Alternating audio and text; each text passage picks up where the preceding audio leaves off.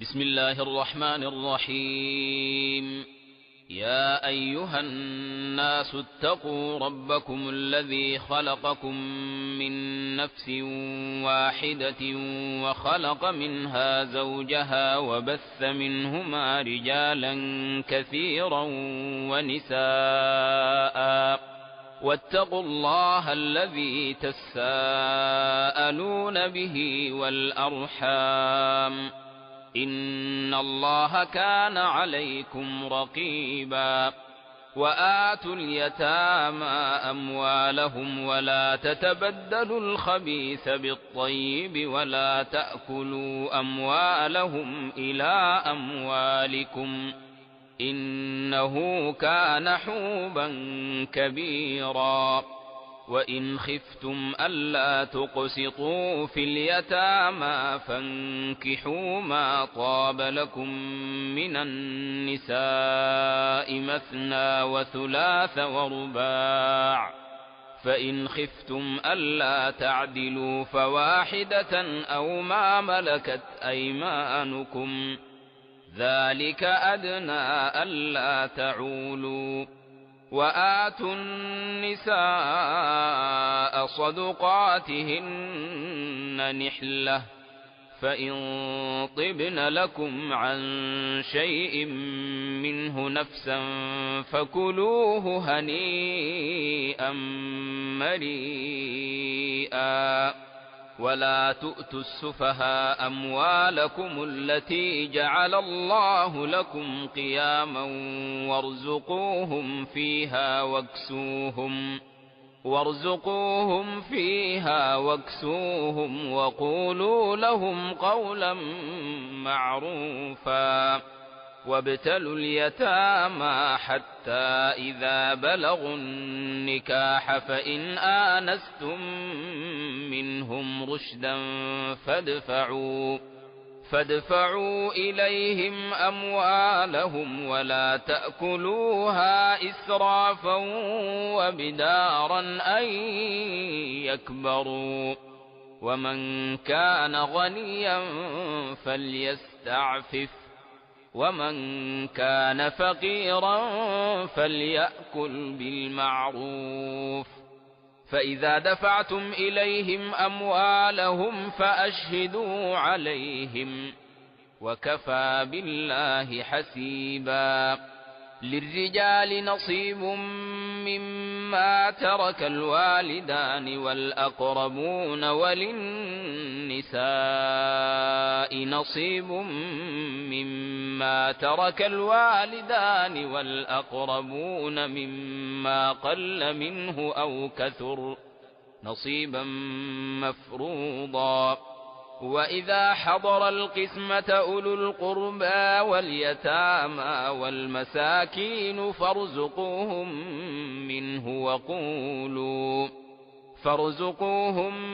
منه وقولوا لهم قولا معروفا. وليخشى الذين لو تركوا من خلفهم ذرية ضعافا خافوا عليهم فليتقوا الله وليقولوا قولا سديدا. إن الذين يأكلون أموال اليتامى ظلما إنما يأكلون في بطونهم نارا وسيصلون سعيرا. يوصيكم الله في أولادكم، للذكر مثل حظ الأنثيين، فإن كن نساء فوق 2 فلهن ثلثا ما ترك، وإن كانت واحدة فلها النصف، ولأبويه لكل واحد منهما السدس مما ترك إن كان له ولد، فإن لم يكن له ولد وورثه أبواه فلأمه الثلث، فإن كان له إخوة فلأمه السدس، من بعد وصية يوصي بها أو دين. آباؤكم وأبناؤكم لا تدرون أيهم أقرب لكم نفعا فريضة من الله إن الله كان عليما حكيما. ولكم نصف ما ترك أزواجكم إن لم يكن لهن ولد فإن كان لهن ولد فلكم الربع مما تركن من بعد وصية يوصين بها أو دين. ولهن الربع مما تركتم إن لم يكن لكم ولد فإن كان لكم ولد فلهن الثمن مما تركتم من بعد وصية توصون بها أو دين. وإن كان رجل يورث كلالة أو امرأة وله أخ أو أخت فلكل واحد منهما السدس فإن كانوا أكثر من ذلك فهم شركاء في الثلث من بعد وصية يوصي بها أو دين غير مضار وصية من الله والله عليم حليم. تلك حدود الله ومن يطع الله ورسوله يدخله جنات تجري من تحتها الأنهار خالدين فيها وذلك الفوز العظيم. ومن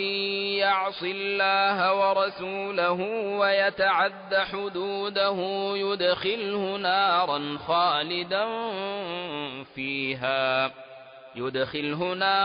خالدا فيها وله عذاب مهين. واللاتي يأتين الفاحشة من نسائكم فاستشهدوا عليهن 4 منكم فإن شهدوا فأمسكوهن في البيوت حتى يتوفاهن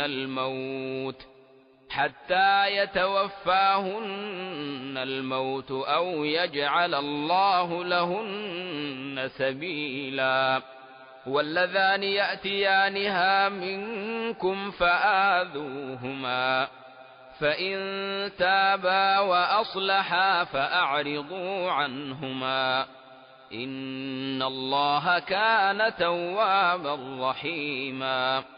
إنما التوبة على الله للذين يعملون السوء بجهالة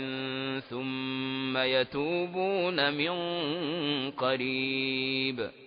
فأولئك يتوب الله عليهم وكان الله عليما حكيما. وليست التوبة للذين يعملون السيئات حتى إذا حضر أحدهم الموت قال إني تبت الآن ولا الذين يموتون وهم كفار أولئك أعتدنا لهم عذابا أليما. يا أيها الذين آمنوا لا يحل لكم أن ترثوا النساء كرها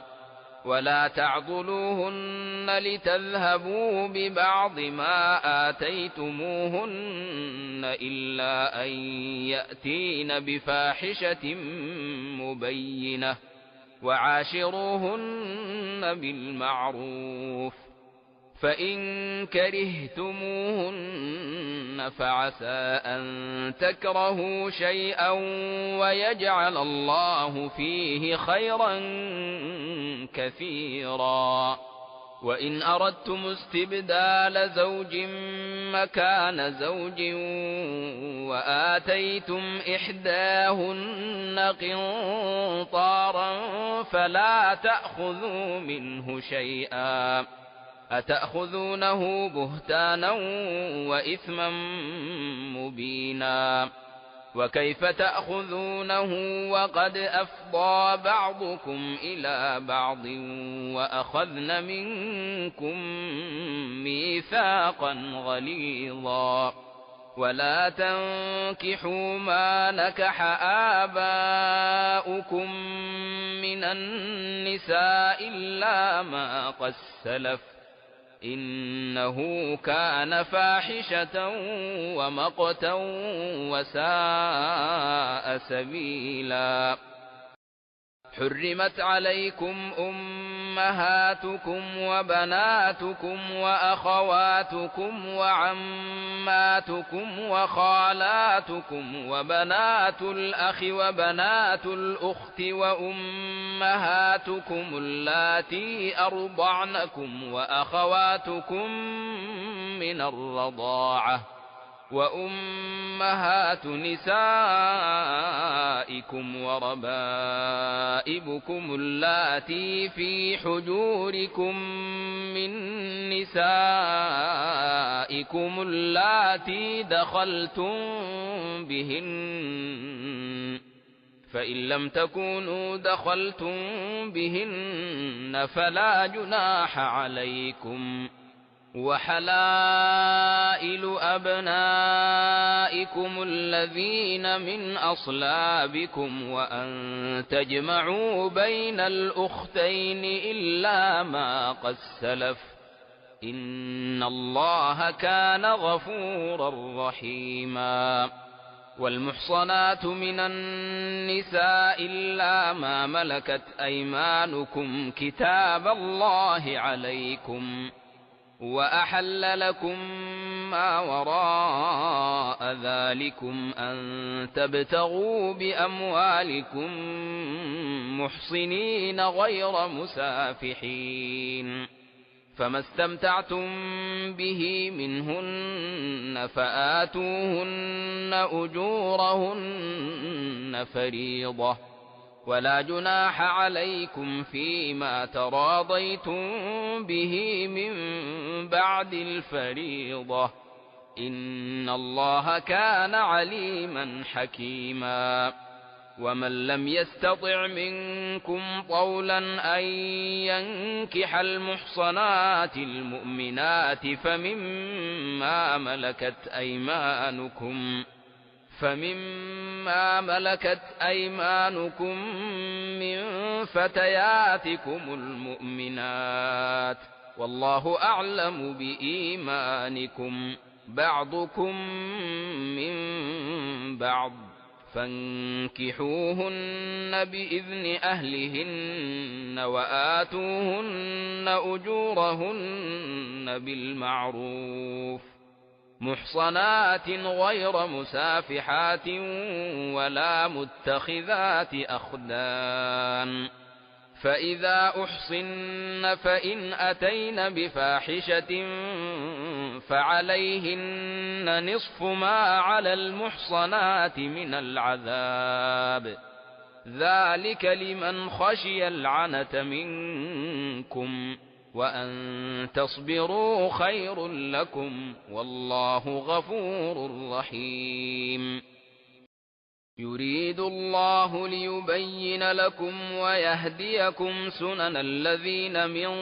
قبلكم ويتوب عليكم والله عليم حكيم. والله يريد أن يتوب عليكم ويريد الذين يتبعون الشهوات أن تميلوا ميلا عظيما. يريد الله أن يخفف عنكم وخلق الإنسان ضعيفا. يا أيها الذين آمنوا لا تأكلوا أموالكم بينكم بالباطل إلا أن تكون تجارة عن تراض منكم ولا تقتلوا أنفسكم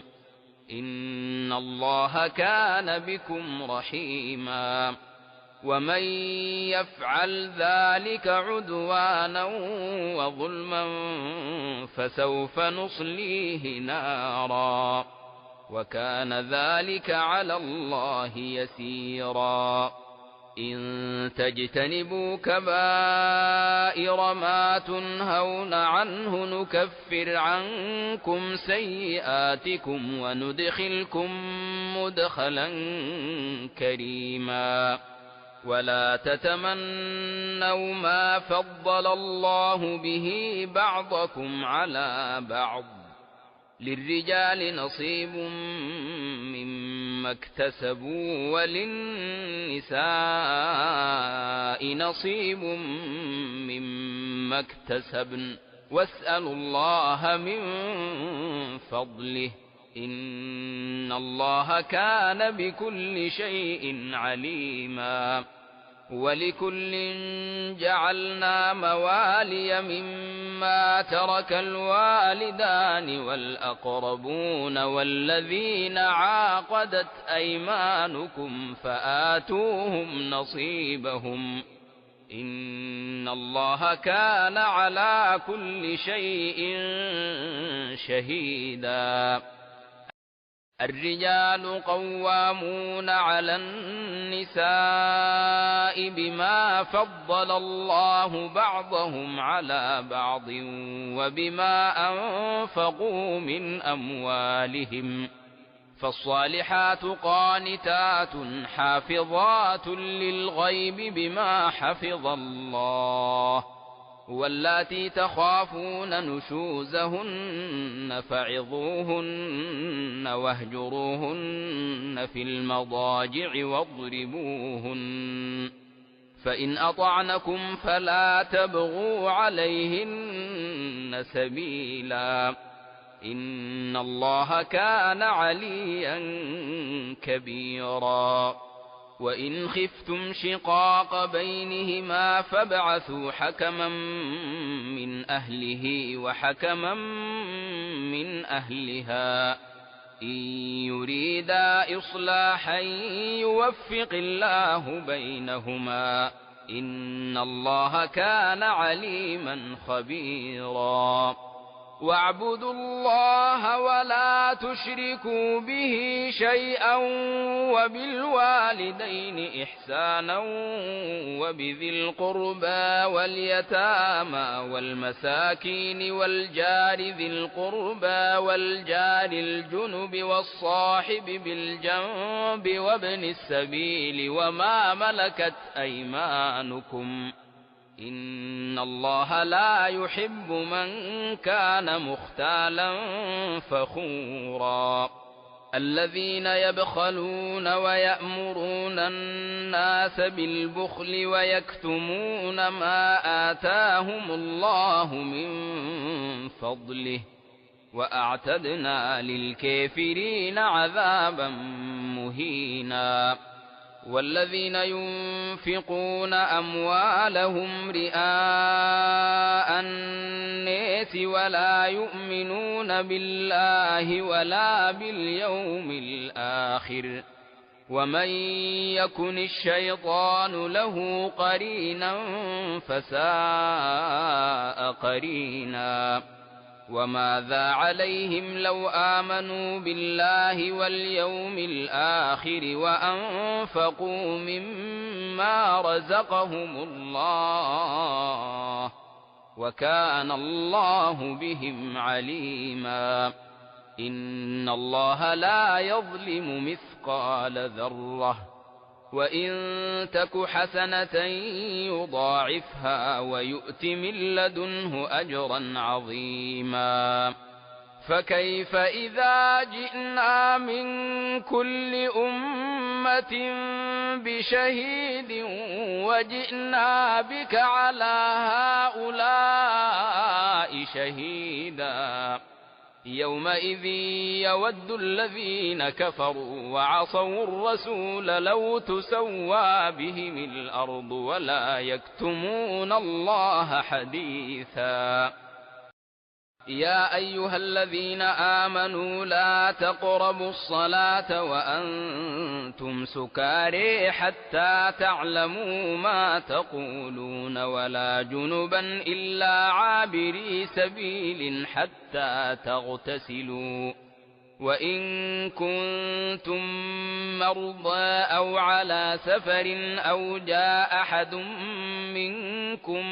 من الغائط أو لامستم النساء فلم تجدوا ماء فتيمموا صعيدا طيبا فامسحوا بوجوهكم وأيديكم إن الله كان عفوا غفورا ألم تر إلى الذين أوتوا نصيبا من الكتاب يشترون الضلالة ويريدون أن تضلوا السبيل والله أعلم بأعدائكم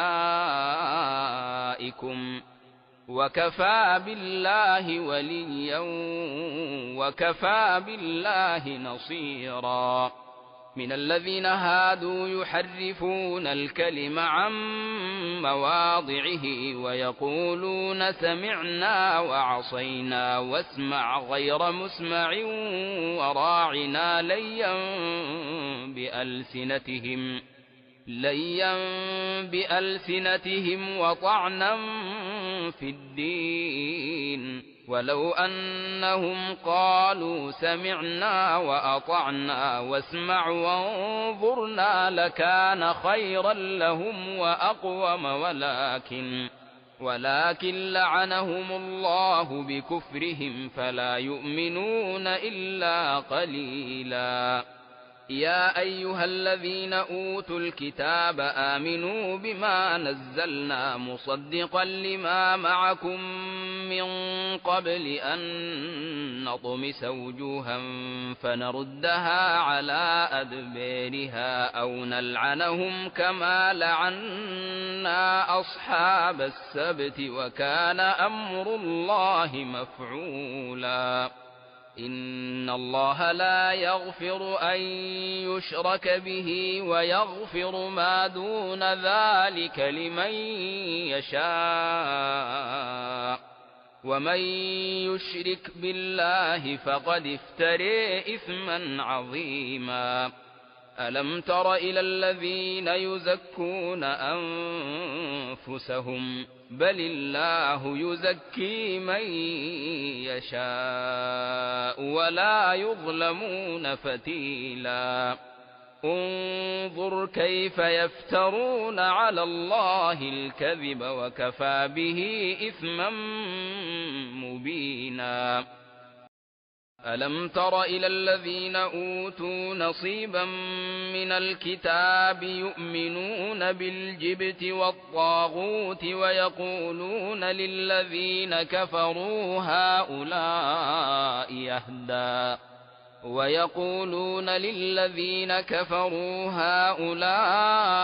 يهدى من الذين آمنوا سبيلا أولئك الذين لعنهم الله ومن يلعن الله فلن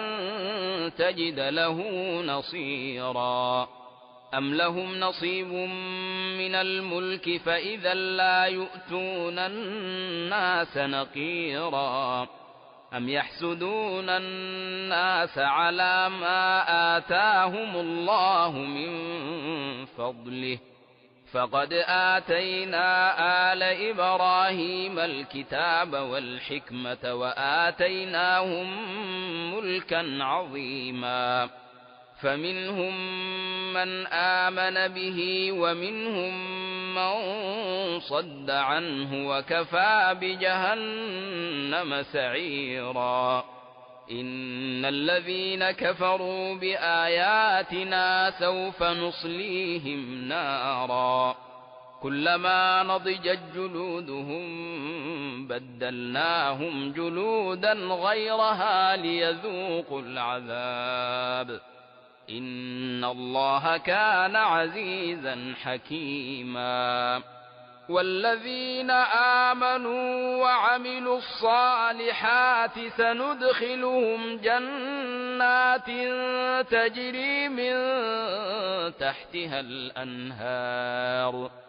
سندخلهم جنات تجري من تحتها الأنهار خالدين فيها أبدا لهم فيها أزواج مطهرة وندخلهم ظلا ظليلا إن الله يأمركم أن تؤدوا الأمانات إلى أهلها وإذا حكمتم بين الناس أن تحكموا بالعدل إن الله نعم ما يعظكم به إن الله كان سميعا بصيرا يا أيها الذين آمنوا أطيعوا الله وأطيعوا الرسول وأولي الأمر منكم فإن تنازعتم في شيء فردوه إلى الله والرسول إن كنتم تؤمنون بالله واليوم الآخر ذلك خير وأحسن تأويلا ألم تر إلى الذين يزعمون أنهم آمنوا بما أنزل إليك وما أنزل من قبلك يريدون أن يتحاكموا إلى الطاغوت وقد أمروا أن يكفروا به ويريد الشيطان أن يضلهم ضلالا بعيدا وإذا قيل لهم تعالوا إلى ما أنزل الله وإلى الرسول رأيت المنافقين يصدون عنك صدودا فكيف إذا أصابتهم مصيبة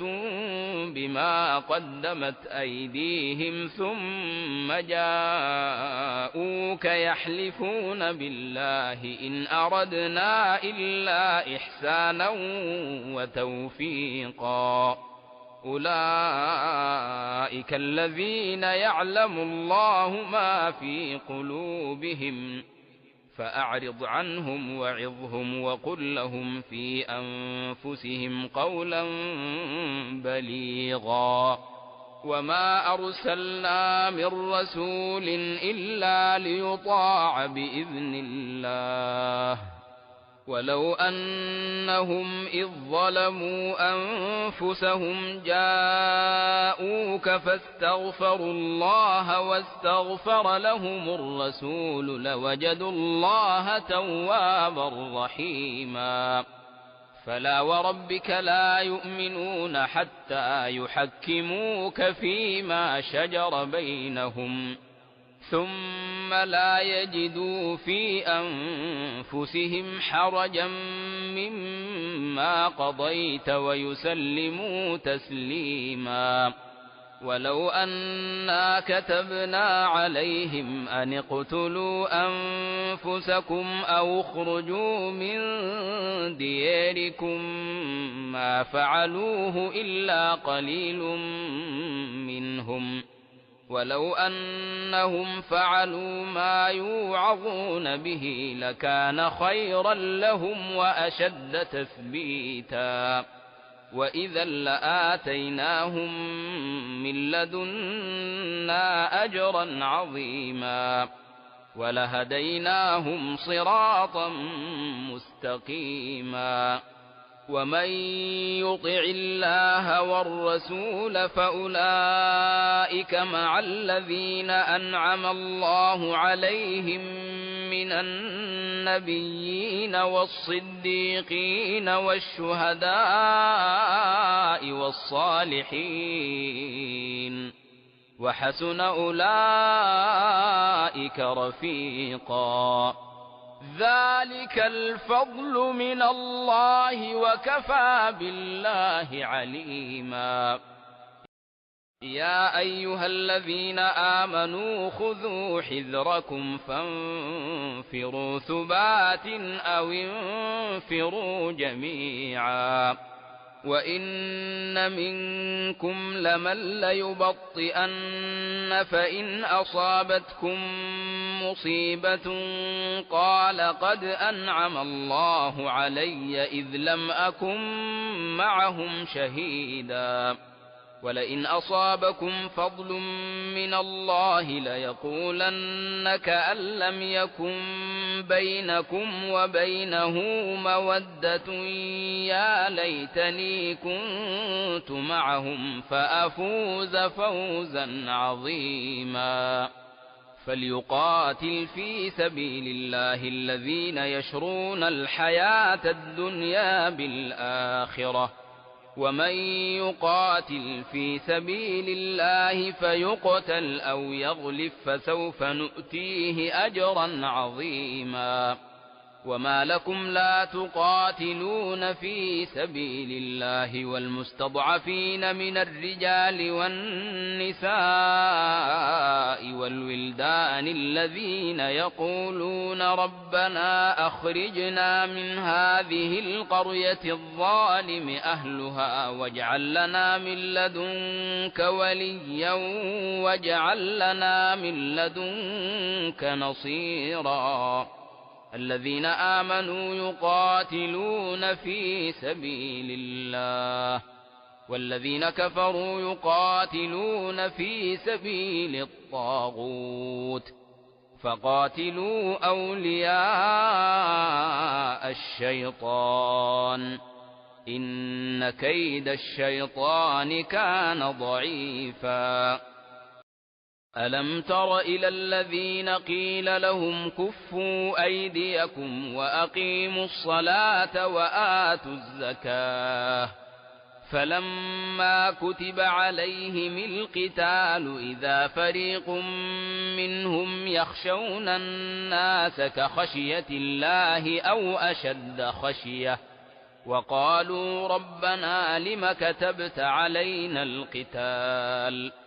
لولا أخرتنا إلى أجل قريب قل متاع الدنيا قليل والآخرة خير لمن اتقى ولا تظلمون فتيلا أينما تكونوا يدرككم الموت ولو كنتم في بروج مشيدة وإن تصبهم حسنة يقولوا هذه من عند الله وإن تصبهم سيئة يقولوا هذه من عندك قل كل من عند الله فما لهؤلاء القوم لا يكادون يفقهون حديثا ما أصابك من حسنة فمن الله وما أصابك من سيئة فمن نفسك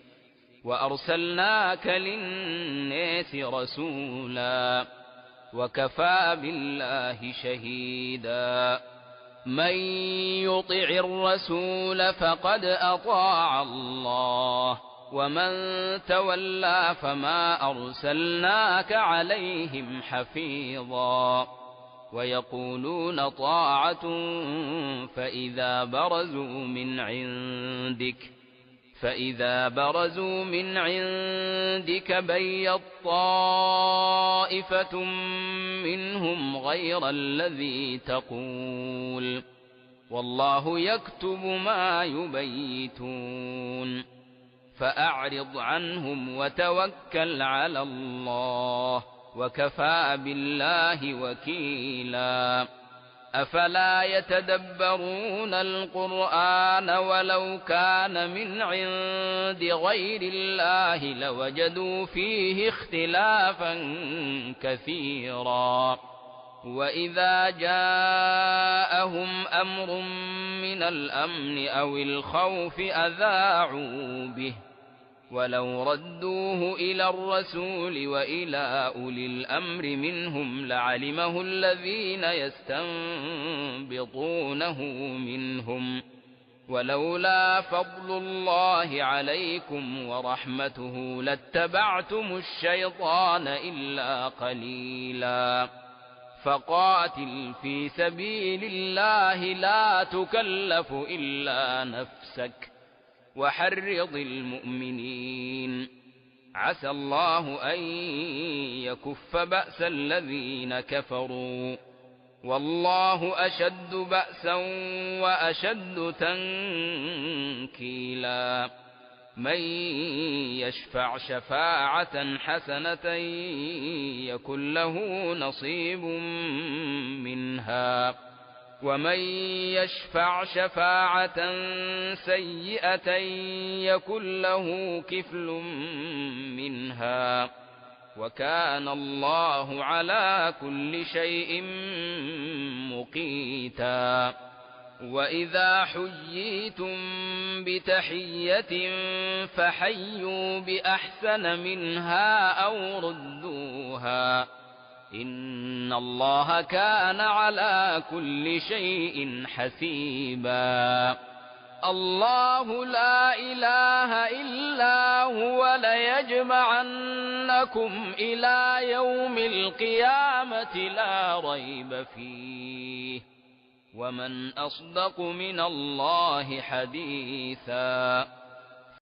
فما لكم في المنافقين فئتين والله أركسهم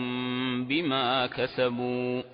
أتريدون أن تهدوا من أضل الله ومن يضلل الله فلن تجد له سبيلا ودوا لو تكفرون كما كفروا فتكونون سواء فلا تتخذوا منهم أولياء حتى يهاجروا في سبيل الله فإن تولوا فخذوهم واقتلوهم حيث وجدتموهم ولا تتخذوا منهم وليا ولا نصيرا إلا الذين يصلون إلى قوم بينكم وبينهم ميثاق أو جاءوكم حصرت صدورهم أن يقاتلوكم أو يقاتلوا قومهم ولو شاء الله لسلطهم عليكم فلقاتلوكم فإن اعتزلوكم فلم يقاتلوكم وألقوا إليكم السلم فما جعل الله لكم عليهم سبيلا ستجدون آخرين يريدون أن يأمنوكم ويأمنوا قومهم كلما ردوا إلى الفتنة أركسوا فيها فإن لم يعتزلوكم ويلقوا إليكم السلم ويكفوا أيديهم فخذوهم واقتلوهم حيث ثقفتموهم وأولئكم جعلنا لكم عليهم سلطانا مبينا وما كان لمؤمن أن يقتل مؤمنا إلا خطأ ومن قتل مؤمنا خطأ فتحرير رقبة مؤمنة ودية مسلمة إلى أهله إلا أن يصدقوا فإن كان من قوم عدو لكم وهو مؤمن فتحرير رقبة مؤمنة وإن كان من قوم بينكم وبينهم ميثاق فدية مسلمة إلى أهله وتحرير رقبة مؤمنة، فمن لم يجد فصيام شهرين متتابعين توبة من الله، وكان الله عليما حكيما. ومن يقتل مؤمنا متعمدا فجزاؤه جهنم خالدا فيها وغضب الله عليه ولعنه وأعد له عذابا عظيما. يا أيها الذين آمنوا إذا ضربتم في سبيل الله فتبينوا ولا تقولوا لمن ألقى إليكم السلام لست مؤمنا تبتغون عرض الحياة الدنيا فعند الله مغانم كثيرة كذلك كنتم من قبل فمن الله عليكم فتبينوا إن الله كان بما تعملون خبيرا. لا يستوي القاعدون من المؤمنين غير أولي الضرر والمجاهدون في سبيل الله بأموالهم وأنفسهم، فضل الله المجاهدين بأموالهم وأنفسهم على القاعدين درجة، وكلا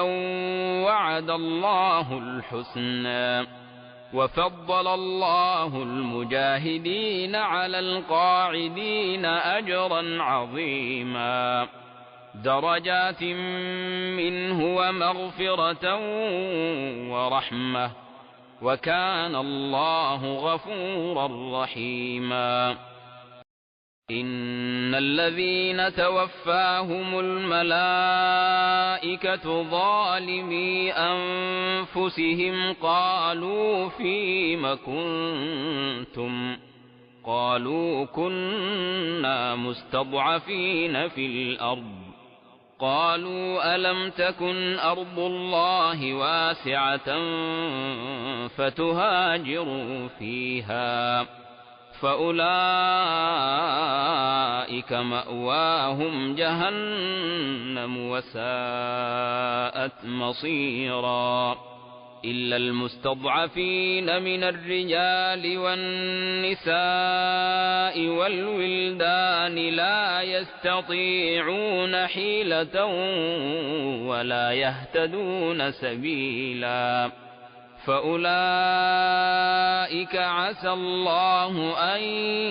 يعفو عنهم وكان الله عفوا غفورا. ومن يهاجر في سبيل الله يجد في الأرض مراغما كثيرا وسعة، ومن يخرج من بيته مهاجرا إلى الله ورسوله ثم يدركه الموت فقد وقع أجره على الله، وكان الله غفورا رحيما. وإذا ضربتم في الأرض فليس عليكم جناح أن تقصروا من الصلاة إن خفتم أن يفتنكم الذين كفروا إن الكافرين كانوا لكم عدوا مبينا. وإذا كنت فيهم فأقمت لهم الصلاة فلتقم طائفة منهم معك وليأخذوا أسلحتهم، فإذا سجدوا فليكونوا من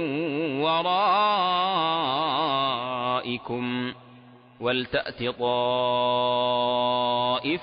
أخرى لم يصلوا فليصلوا معك وليأخذوا حذرهم وأسلحتهم، ود الذين كفروا لو تغفلون عن أسلحتكم وأمتعتكم فيميلون عليكم ميلة واحدة ولا جناح عليكم إن كان بكم أذى من مطر أو كنتم مرضى أن تضعوا أسلحتكم وخذوا حذركم إن الله أعد للكافرين عذابا مهينا فإذا قضيتم الصلاة فاذكروا الله قياما وقعودا وعلى جنوبكم فإذا اطمأننتم فأقيموا الصلاة إن الصلاة كانت على المؤمنين كتابا موقوتا ولا تهنوا في ابتغاء القوم إن تكونوا تألمون فإنهم يألمون كما تألمون وترجون من الله ما لا يرجون وكان الله عليما حكيما إنا أنزلنا إليك الكتاب بالحق لتحكم بين الناس بما أريك الله ولا تكن للخائنين خصيما واستغفر الله إن الله كان غفورا رحيما ولا تجادل عن الذين يختانون أنفسهم إن الله لا يحب من كان خوانا أثيما يستخفون من الناس ولا يستخفون من الله وهو معهم إذ يبيتون ما لا يرضى من القول وكان الله بما يعملون محيطا ها أنتم هؤلاء جادلتم عنهم في الحياة الدنيا فمن يجادل الله عنهم يوم القيامة أم من يكون عليهم وكيلا ومن يعمل سوءا أو يظلم نفسه ثم يستغفر الله يجد الله غفورا رحيما ومن يكسب إثما فإنما يكسبه على نفسه وكان الله عليما حكيما ومن يكسب خطيئة أو إثما ثم يرم به بريئا فقد احتمل بهتانا وإثما مبينا ولولا فضل الله عليك ورحمته لهم طائفة منهم أن يضلوك وما يضلون إلا أنفسهم وما يضرونك من شيء وأنزل الله عليك الكتاب والحكمة وعلمك ما لم تكن تعلم وكان فضل الله عليك عظيما لا خير في كثير من نجواهم إلا من أمر بصدقة أو معروف أو إصلاح بين الناس ومن يفعل ذلك ابتغاء مرضات الله فسوف يؤتيه أجرا عظيما ومن يشاقق الرسول من بعد ما تبين له الهدى ويتبع غير سبيل المؤمنين نوله ما تولى ونصله جهنم وساءت مصيرا. إن الله لا يغفر أن يشرك به ويغفر ما دون ذلك لمن يشاء، ومن يشرك بالله فقد ضل ضلالا بعيدا. إن يدعون من دونه إلا إناثا وإن يدعون إلا شيطانا مريدا لعنه الله، وقال لأتخذن من عبادك نصيبا مفروضا، ولأضلنهم ولأمنينهم ولآمرنهم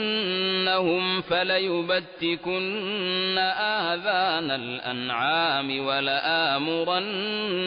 فليغيرن خلق الله. ومن يتخذ الشيطان وليا من دون الله فقد خسر خسرانا مبينا. يعدهم ويمنيهم وما يعدهم الشيطان إلا غرورا. أولئك مأواهم جهنم ولا يجدون عنها محيصا. والذين آمنوا وعملوا الصالحات سندخلهم جنات تجري من تحتها الأنهار خالدين فيها أبدا، وعد الله حقا، ومن أصدق من الله قيلا. ليس بأمانيكم ولا أماني أهل الكتاب، من يعمل سوءا يجز به ولا يجد له من دون الله وليا ولا نصيرا. ومن يعمل من الصالحات من ذكر أو أنثى وهو مؤمن فأولئك يدخلون الجنة ولا يظلمون نقيرا. ومن أحسن دينا ممن أسلم وجهه لله وهو محسن واتبع ملة إبراهيم حنيفا، واتخذ الله إبراهيم خليلا. ولله ما في السماوات وما في الأرض وكان الله بكل شيء محيطا. ويستفتونك في النساء قل الله يفتيكم فيهن وما يتلى عليكم في الكتاب في يتامى النساء اللاتي لا تؤتونهن ما كتب لهن وترغبون أن تنكحوهن والمستضعفين من الولدان وأن تقوموا لليتامى بالقسط، وما تفعلوا من خير فإن الله كان به عليما. وإن امرأة خافت من بعلها نشوزا أو إعراضا فلا جناح عليهما أن يصالحا بينهما صلحا، والصلح خير.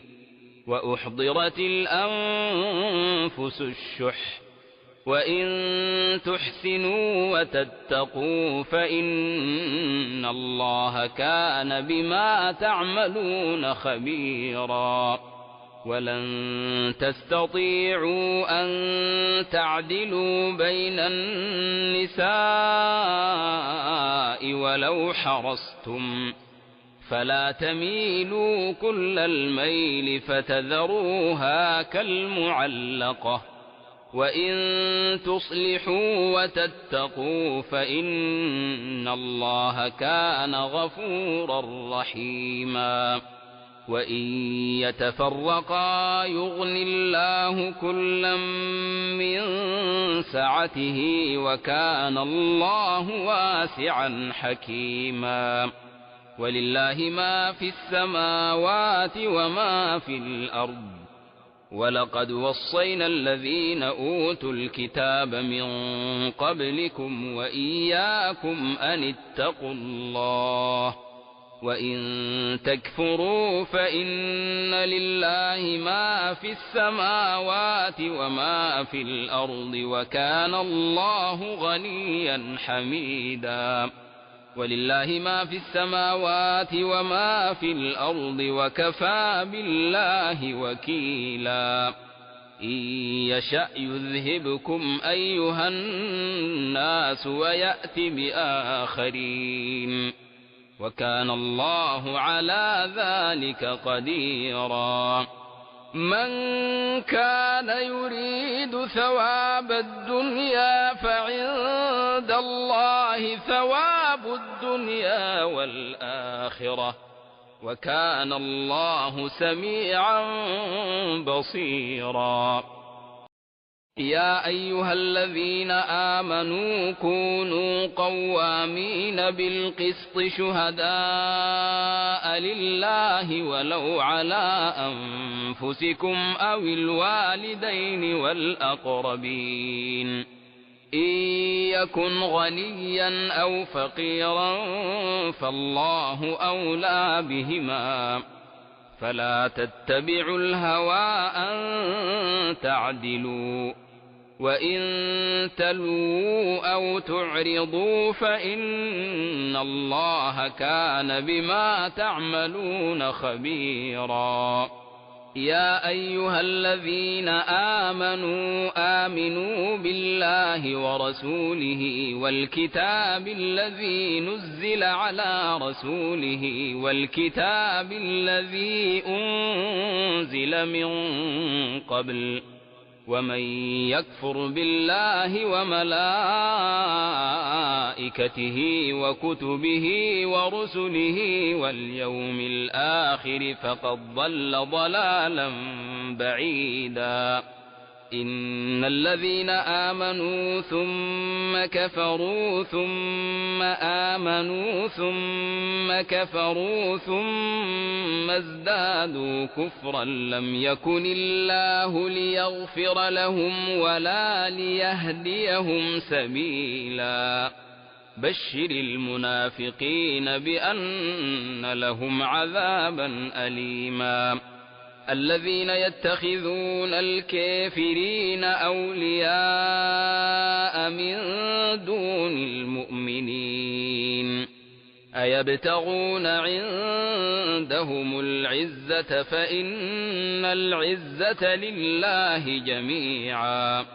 وقد نزل عليكم في الكتاب أن إذا سمعتم آيات الله يكفر بها ويستهزأ بها فلا تقعدوا معهم حتى يخوضوا في حديث غيره إنكم إذا مثلهم. إن الله جامع المنافقين والكافرين في جهنم جميعا. الذين يتربصون بكم فإن كان لكم فتح من الله قالوا ألم نكن معكم وإن كان للكافرين نصيب قالوا ألم نستحوذ عليكم ونمنعكم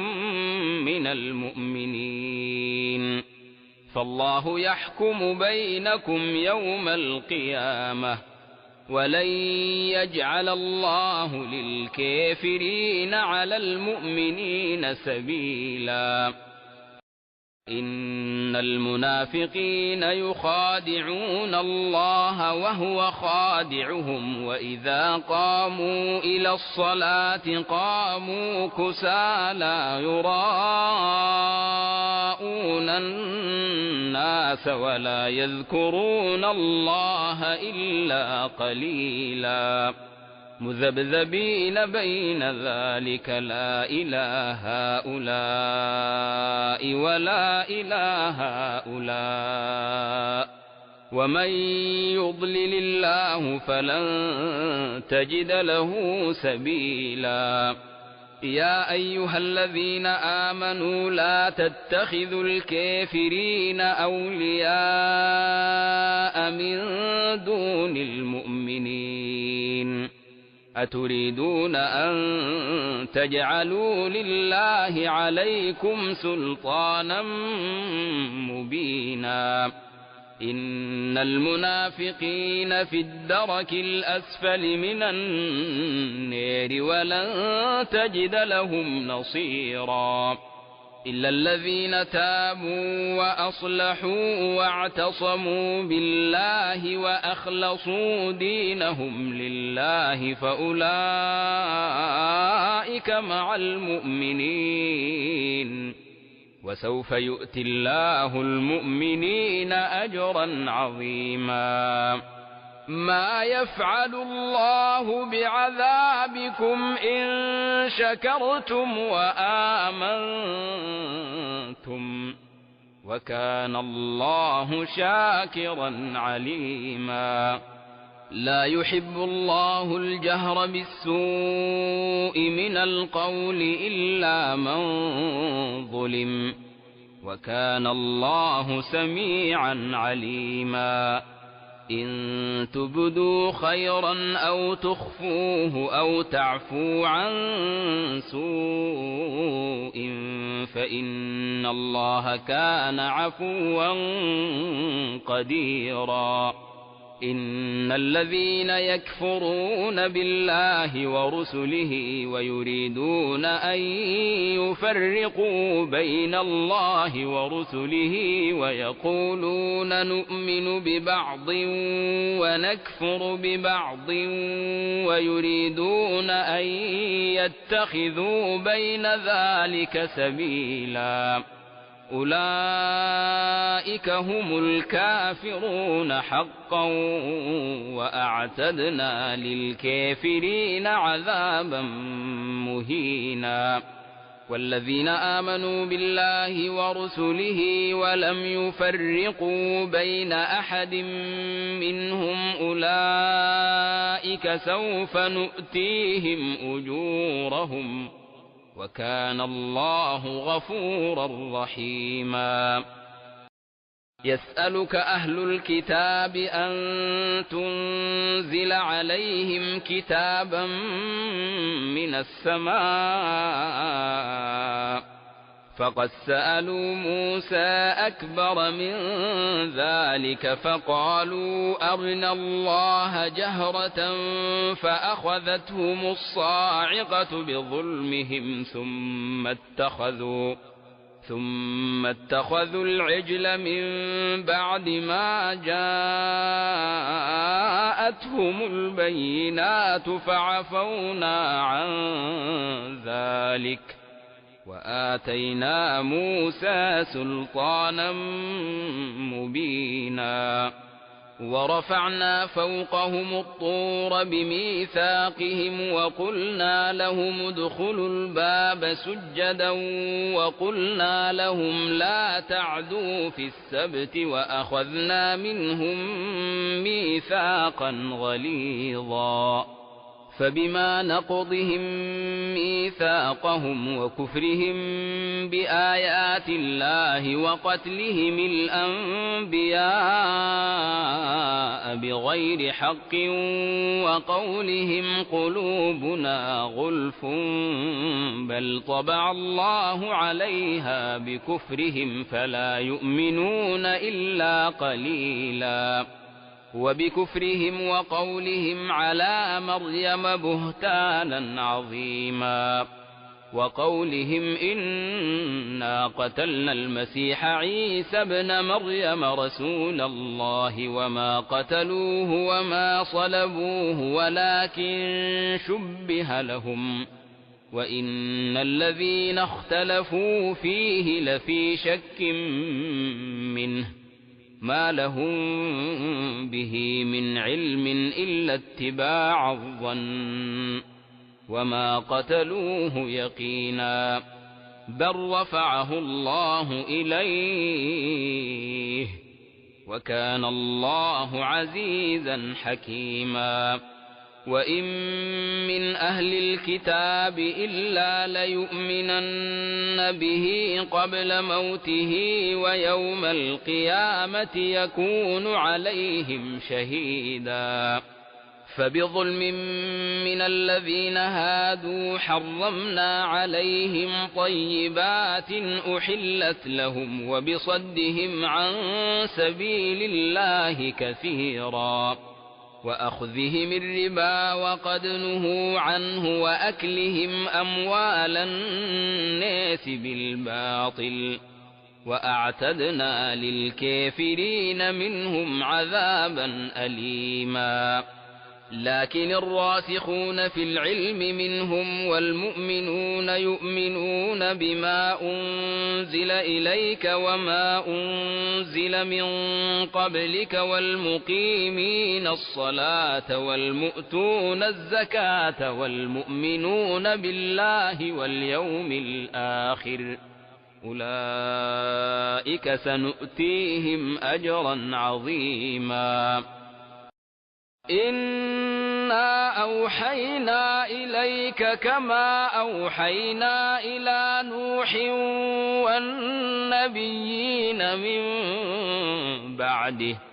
وأوحينا إلى إبراهيم وإسماعيل وإسحاق ويعقوب والأسباط وعيسى وأيوب ويونس وهارون وسليمان وآتينا داود زبورا ورسلا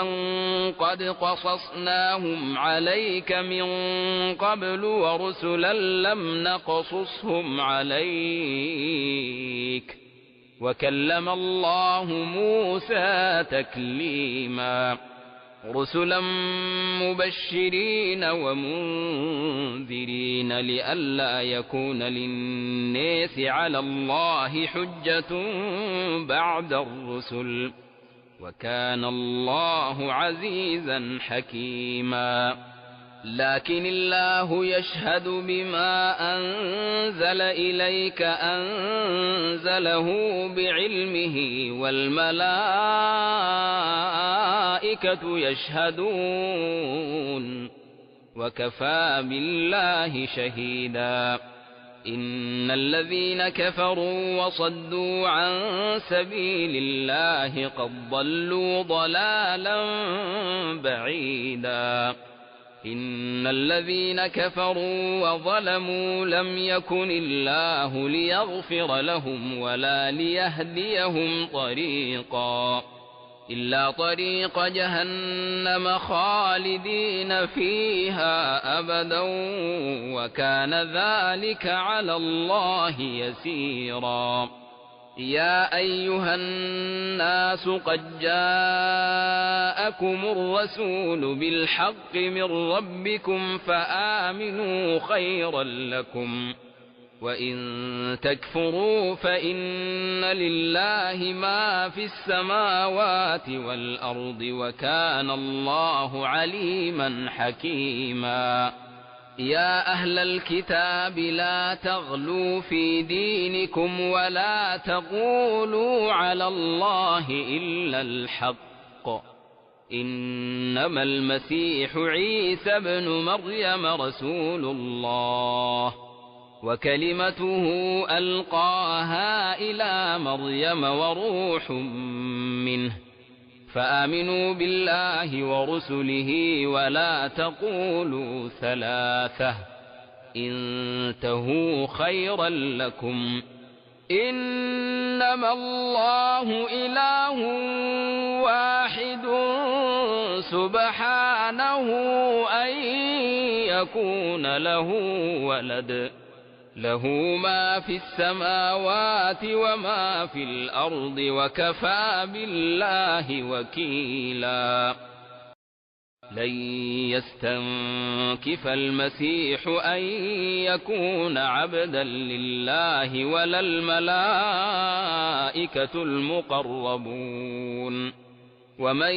يستنكف عن عبادته ويستكبر فسيحشرهم إليه جميعا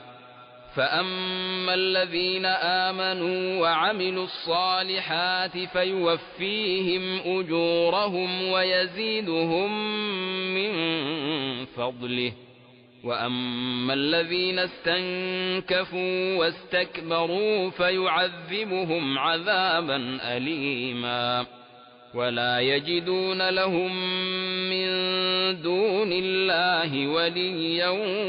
ولا نصيرا يا أيها الناس قد جاءكم برهان من ربكم وأنزلنا إليكم نورا مبينا فأما الذين آمنوا بالله واعتصموا به فسيدخلهم في رحمة منه وفضل ويهديهم إليه صراطا مستقيما يستفتونك قل الله يفتيكم في الكلالة إن امرؤ هلك ليس له ولد وله أخت فلها نصف ما ترك وهو يرثها إن لم يكن لها ولد فإن كانت اثنتين فلهما الثلثان مما ترك وإن كانوا إخوة رجالا ونساء فللذكر مثل حظ الأنثيين